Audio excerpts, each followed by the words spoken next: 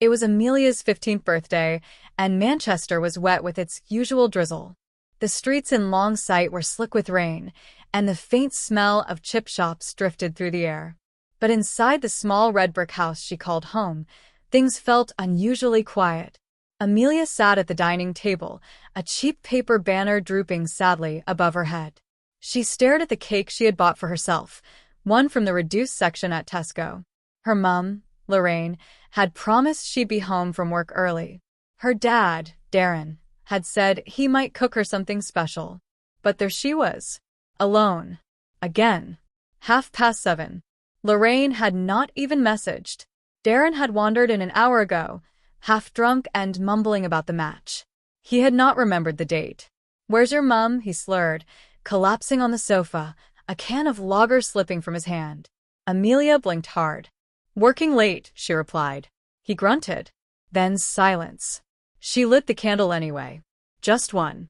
She didn't want to make a big deal out of it. But as she blew it out, the wish she made was simple. "I wish things were different."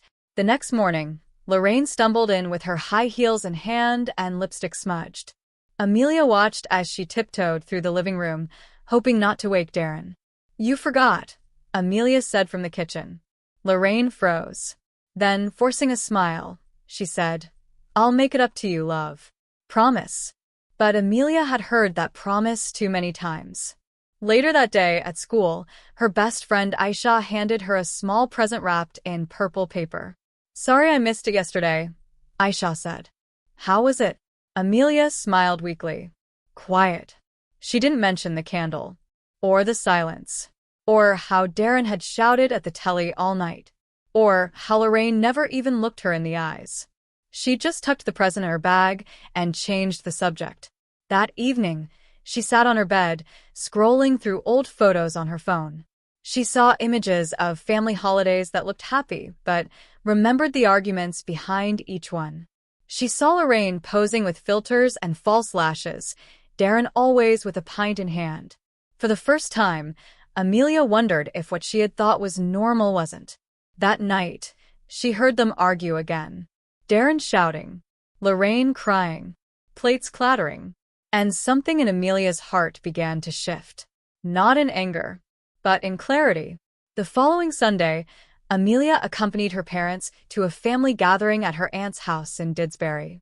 As they walked up the well-kept drive, Lorraine reapplied her lipstick in the car mirror and Darren adjusted his coat like he hadn't spent the night passed out on the sofa. "Now, everyone behave," Lorraine said, flashing her usual fake smile. "No sulking, Amelia. You hear?" Amelia nodded silently. It was always the same performance. Behind closed doors, chaos. In front of others, charm.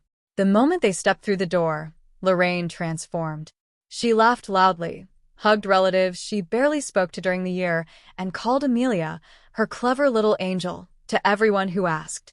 Darren put on his charming act too, talking about work he hadn't shown up for in weeks, pretending to be the doting dad. They even told stories about Amelia's school achievements, ones they barely remembered when she first told them. Amelia stood in the corner, her plate full of food she did not want, feeling like a prop in their play. Her cousin Emily, who was 2 years older, leaned over and said, "Your mum's hilarious. She's always so put together." Amelia smiled tightly. "Yeah, she's a pro at it." "You're lucky," Emily added. "My dad just embarrasses me." Amelia didn't reply. She wanted to scream that what Emily saw was just glitter overwrought. That Lorraine's designer smile was just a mask stretched over lies. That Darren's friendly chuckle didn't erase the shouting, the silence, the shame. As the adults got louder and more tipsy, Amelia slipped outside to the garden. The cold air stung her cheeks, and the muffled sounds of laughter behind the glass felt like a different world. Her phone buzzed. A message from Aisha. "Wanna come over later? Mum's making biryani." She stared at it, then at the window, then at herself reflected in the glass. Inside, Darren was telling an exaggerated story about a prank Amelia supposedly pulled at school. Everyone laughed. Amelia hadn't even been there the day it happened. She felt like a ghost haunting her own life. That same evening, Amelia walked the familiar streets from Didsbury to Levenshulme, her coat zipped to the chin, her trainers splashing through puddles. Aisha's house always smelled of turmeric and warmth, the kind that clung to your clothes and made you feel safe. Aisha greeted her with a wide grin and a quick hug before pulling her inside. The living room was alive with noise, Aisha's younger siblings chasing each other around as their mum stirred a pot in the kitchen, humming to herself. Upstairs, Aisha said with a nod, already halfway to the narrow stairs. They collapsed onto the bed in Aisha's room, plates of steaming biryani balanced on their laps, the tang of spice and coriander filling the air. "I swear, you live on takeaways," Aisha teased. Amelia chuckled. "It's either that or beans on toast, if Darren remembers to buy bread." Aisha paused, her spoon halfway to her mouth. "He still drinks every night?" "Pretty much," Amelia replied, eyes fixed on the plate. "Lorraine's hardly ever home. And when she is, they argue." Aisha hesitated. Then, very quietly, she said, "I used to think my parents were strict. But I think yours are just absent." It was the first time anyone had said it aloud. Amelia felt the words press into her like a weight. Not in a cruel way, but as something that had always been true, but never named. "Do you think it's always been like this?" Amelia asked. "I dunno," Aisha replied. "You just never talked about it much before." Amelia nodded. She never did. She always played along, laughed at the right moments, smiled when Lorraine snapped selfies, nodded when Darren told people she was doing brilliantly. But that night, sitting in the warm safety of her friend's room, she realized how lonely she had been. "I don't think they even know who I am," she whispered. Aisha leaned over and gently bumped her shoulder. "I do." The room was quiet after that, but not in the way Amelia was used to. It was the kind of silence that held space, not emptiness. And for the first time in a long while, she didn't feel invisible. The next week passed like every other, but something had shifted in Amelia. She noticed things she had always ignored.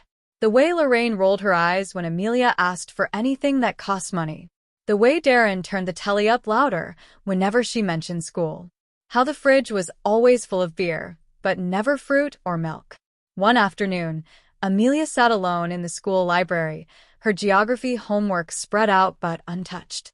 The fluorescent lights buzzed overhead, and outside the windows, rain pattered against the glass. Her teacher, Miss Pritchard, walked past and paused. "Everything all right, Amelia?"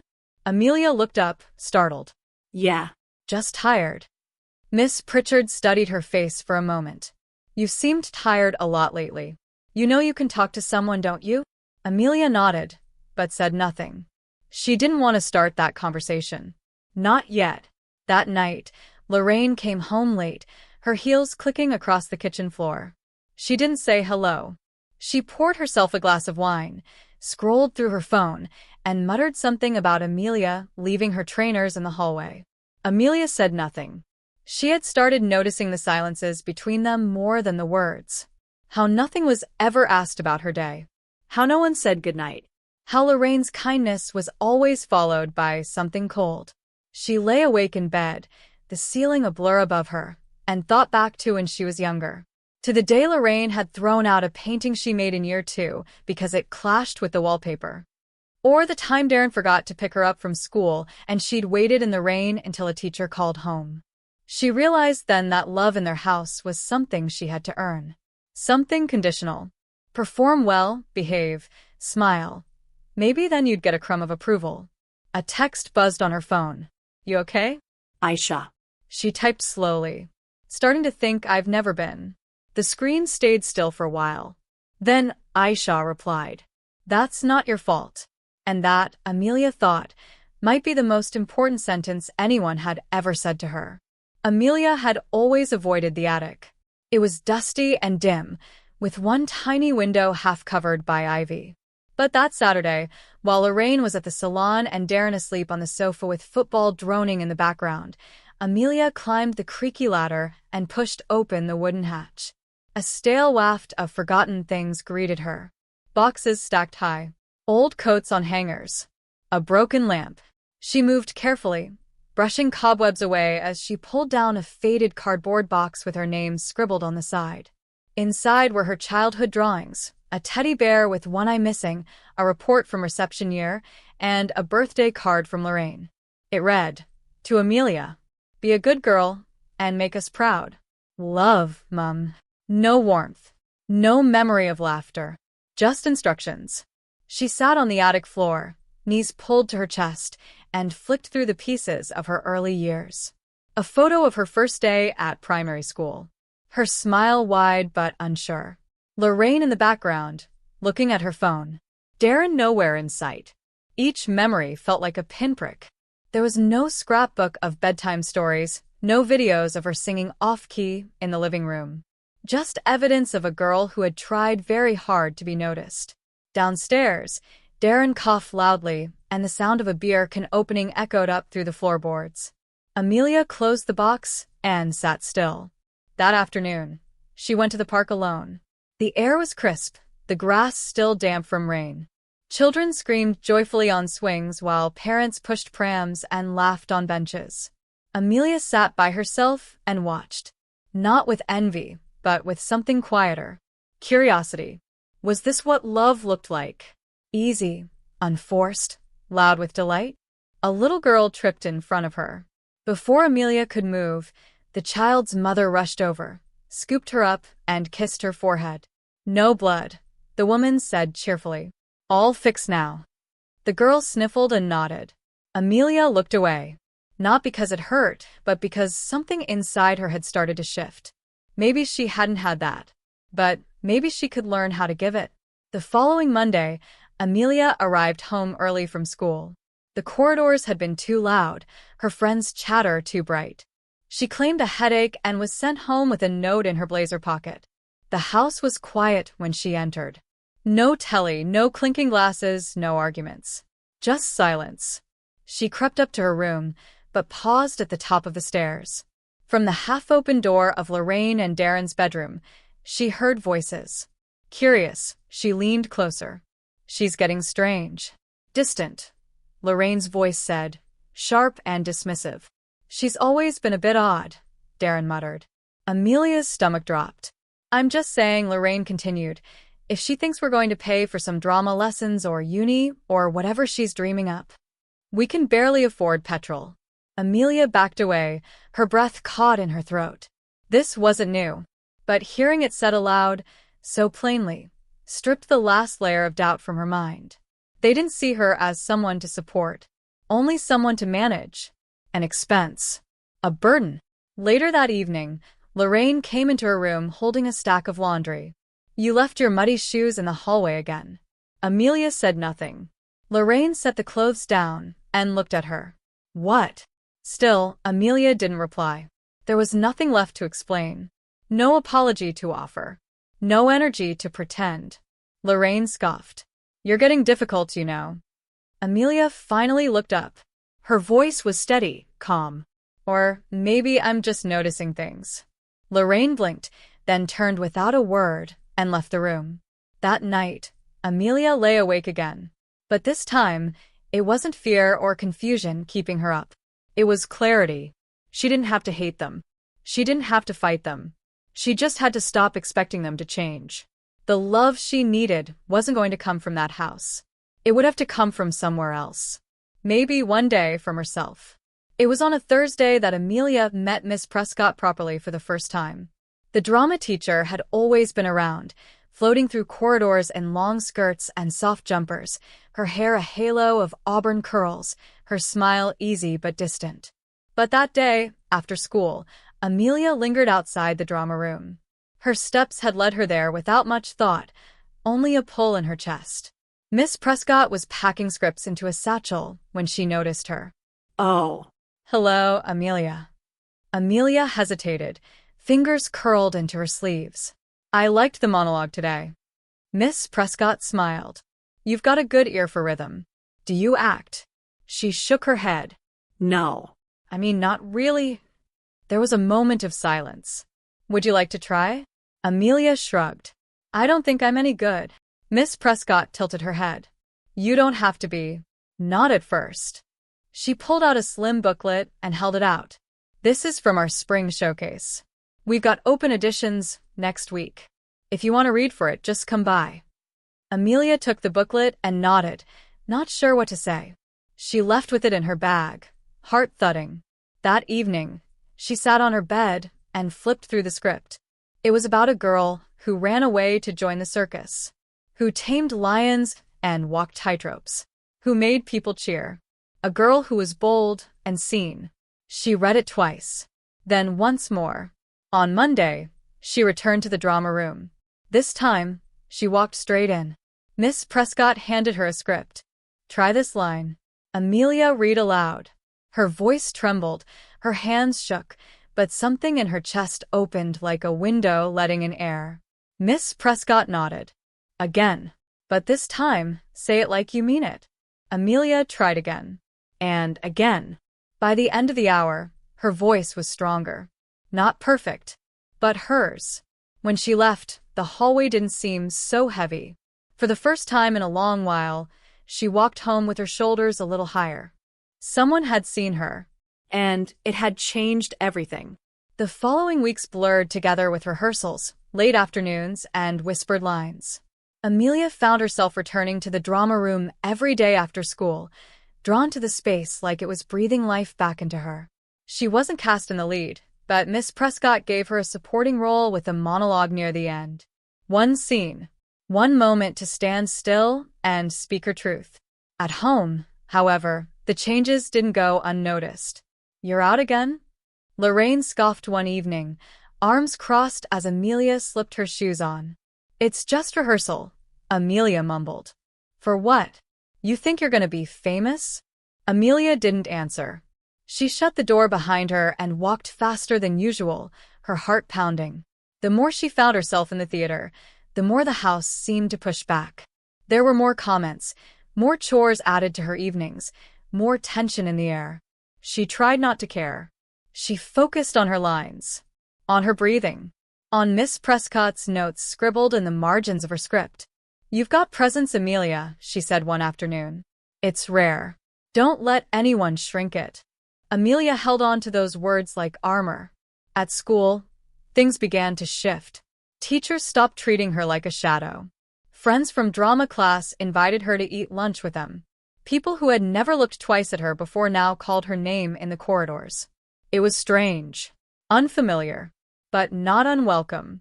And yet, at home, nothing changed. No one asked about the play.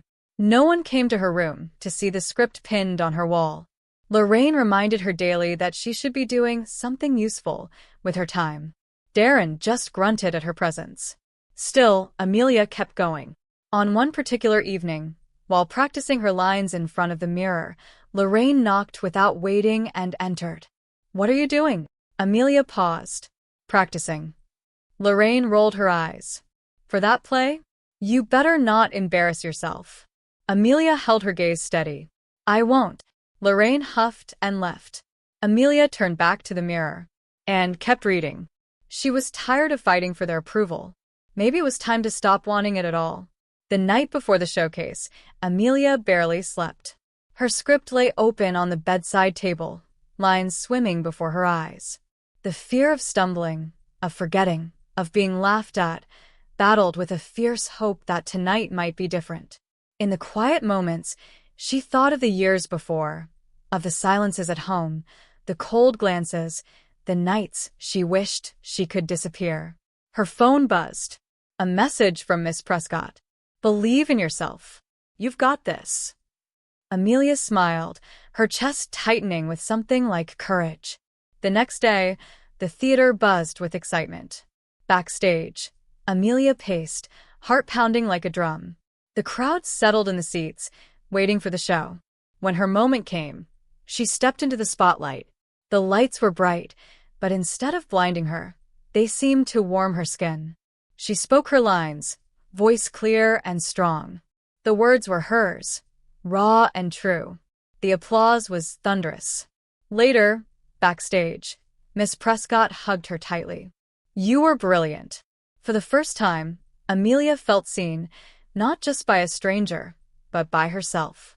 She knew the road ahead wouldn't be easy. The house would still be cold, the voices still harsh. But something inside her had changed. She was no longer a shadow. She was someone who could shine. The days after the showcase felt different. Amelia walked through the school corridors with a quiet confidence she had never known before. The whispers and stares no longer held the power they once did. At home, things remained tense, but Amelia had found a strength that was hers alone. She no longer waited for approval or acceptance from Lorraine or Darren.